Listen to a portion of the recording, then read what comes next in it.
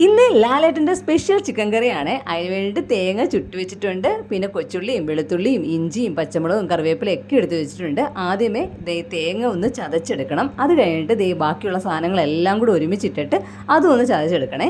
എന്നിട്ട് ചട്ടി വെച്ചിട്ടുണ്ട്. ചട്ടി ചൂടായപ്പോൾ വെളിച്ചെണ്ണ ഒഴിച്ചു. എണ്ണ ചൂടായപ്പോഴത്തേന് കടുകും കുറച്ച് പെരിഞ്ചീരകവും ഇട്ടിട്ടുണ്ട്. എന്നിട്ട് ചതച്ച് വെച്ച ഉള്ളിയും കൊച്ചുള്ളിയും വെളുത്തുള്ളിയും അങ്ങനത്തെ സാധനങ്ങളെല്ലാം കൂടി ഇട്ട് ഒന്ന് ഇളക്കി കൊടുക്കുവാണ്. എന്നിട്ട് ഇതിനാവശ്യത്തിനുള്ള ഉപ്പും കൂടെ ചേർത്തിട്ടുണ്ട്.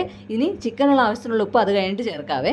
എന്നിട്ട് ഇനി അടുത്തത് ചേർക്കേണ്ടത് മഞ്ഞപ്പൊടിയാണ്. മഞ്ഞപ്പൊടിയും ഒരു 1/4 ടീസ്പൂൺ ചേർത്തിട്ടുണ്ട് കേട്ടോ. എന്നിട്ട് അടുത്തത് നമ്മുടെ തേങ്ങയാണ്. തേങ്ങയും ഇട്ട് നന്നായിട്ട് ഇതെല്ലാം ഒന്ന് മിക്സ് ചെയ്തെടുക്കണം. ഇനി വേണ്ടത് ചില്ലി ഫ്ലേക്സ് ആണ്. ചില്ലി ഫ്ലേക്സും ഒരു സ്പൂണോളം ചേർത്തിട്ടുണ്ട്. എരിവ് അനുസരിച്ച് വീണ്ടും കൂട്ടുകയും കുറയ്ക്കുകയൊക്കെ ചെയ്യാം കേട്ടോ. മുളക് പൊടി മല്ലിപ്പൊടി ഒന്നും ചേർക്കുന്നില്ല കേട്ടോ. എണ്ണ ചൂടായപ്പം കുറച്ച് പെരിഞ്ചീരകം ഇട്ടിട്ടുണ്ടായിരുന്നു. പക്ഷേ എന്നാലും കുറച്ച് പെരിഞ്ചീരകത്തിൻ്റെ ആവശ്യമുണ്ട് കേട്ടോ. അതുകൊണ്ട് കുറച്ചും കൂടി ഇട്ടിട്ടുണ്ട്. പിന്നെ ഗരം മസാലയും ചേർത്തിട്ടുണ്ട്. ഇത്രയേ ഉള്ളൂ. പൊടികളെല്ലാം കഴിഞ്ഞിട്ടുണ്ട്. പിന്നെ ലാസ്റ്റ് വേണമെങ്കിൽ കുരുമുളക് പൊടിയും കൂടി ചേർക്കാവേ. ഞാൻ കുറച്ച് കുരുമുളക് പൊടിയും ചേർത്തിട്ടുണ്ട്. എന്നിട്ട് നന്നായിട്ട് മിക്സ് ചെയ്യുക. എന്നിട്ട് ഇതെല്ലാം ഒന്ന് മിക്സായി വന്നതിന് ശേഷം നമുക്ക് ചിക്കൻ ഇടാം കേട്ടോ.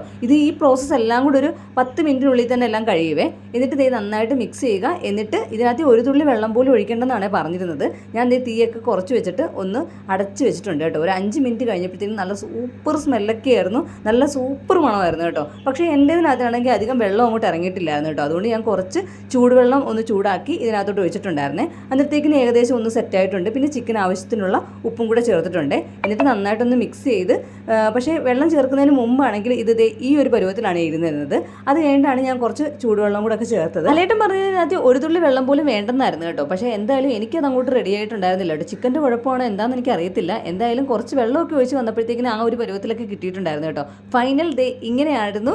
എന്തായാലും നല്ല സൂപ്പർ ടേസ്റ്റി ആയിരുന്നു. ചോറിൻ്റെ കൂടി ഈ ഒരൊറ്റ കറി മാത്രം കൂട്ടിയാണ് ഒരു പ്ലേറ്റ് ഞാൻ ചോറ് കഴിച്ചത് കേട്ടോ.